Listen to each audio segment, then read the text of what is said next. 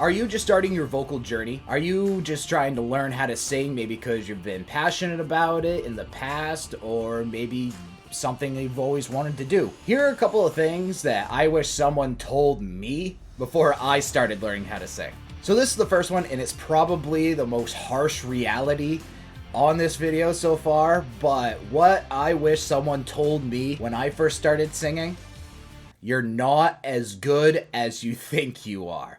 And I wish someone told me this years ago. Honestly, years ago. So you probably started singing in the shower or something like that, but if you're anything like me, this started out in the car.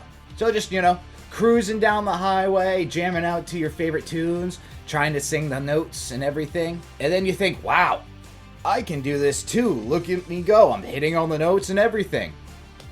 I wish someone told me that I'm not as good as I thought I was. Just riding down the road, just jamming out to my favorite bands at the time, and just doing that same thing. And everyone that I asked would tell me, yeah, you're great, you sound good, Until I started recording myself. And then I got a hard reality. I was not nearly as good as I thought I was. Not even close. So my advice for all of you car karaoke people, which I am still one of, record yourself. And I don't mean just go out and buy a really expensive mic and a really expensive interface or something like that. That's not what I'm saying. Pretty much everyone has a recording device in their pocket, and that is your phones. Try this next time you're in the car or the shower, or probably not the shower because probably the phone won't like that very much. But you know what I mean. Just try recording yourself and then listening back to it. You will discover so much about your voice just by these recordings. And don't delete them. Don't delete them. Keep them. Because we all start somewhere. I kind of wish I kept my earlier voice recordings when I started doing this myself, because they were probably fucking awful. Absolutely bad. And obviously I've probably gotten a little bit better over the years.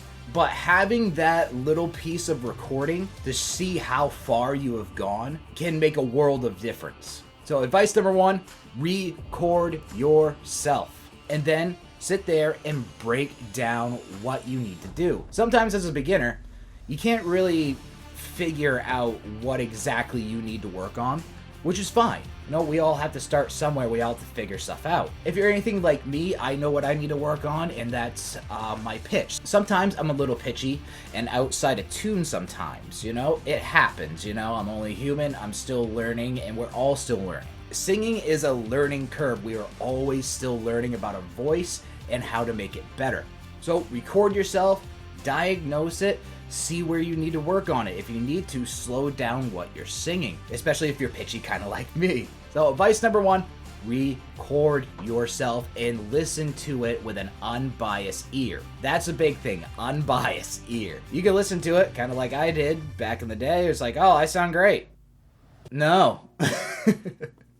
No, it didn't. It was awful. And this is going into my next piece of advice for all of you who are beginning to learn how to sing. And something I wish someone told me a long time ago is that at first you are going to hate your voice. Or at least the vast majority of you will. I sympathize with all of you who do this and then listen to your tracks back and are like, wow, I sound like shit.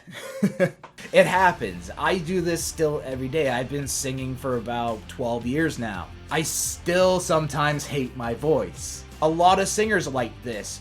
One very famous example of this is Elton John. Elton John, when he first started recording and putting out music, hated his voice. He was notorious for hating his voice. So that's why a lot of his tracks, especially off his first album, are layered. He thought it would be a little bit thicker and made it sound a little bit better because he hated the sound of his voice. And this is true for many singers across the board, and I am no exception. Like I said, I sometimes really hate my voice, but it's my voice, and it's unique to me, just like your voice is unique to you. So 1 and 2 go hand in hand. Record yourself, and you're going to hate your voice at first. Please do not give up because of this. I thought about this many times because of how much I hated my voice, and still, like I said, sometimes do. But after a lot of time and listening to my voice and figuring out what it can and can't do, you can learn to love it. because it is unique. It is you, and you can fucking do it. Positivity. And that leads me into my final thing that I wish someone told me when I first started singing is to practice, practice, practice. I know this is standard thinking. I know, you practice, but this is what I'm going to suggest for all of you. Practice differently every day. So what do I mean by that? So practicing differently, you constantly looking for different exercises and techniques. Like when I first started, I just did the same exercises and vocal warm-ups every single time. I didn't know how much that was actually stunting my growth when it came to my voice. So I started looking into other YouTubers who teach different exercises and different warm-up techniques and different ways of looking at the voice and how to use it. So some of my favorite ones, which I am going to leave links in the description down below, are Extreme Vocal Institute, especially for your extreme vocalists. He is amazing.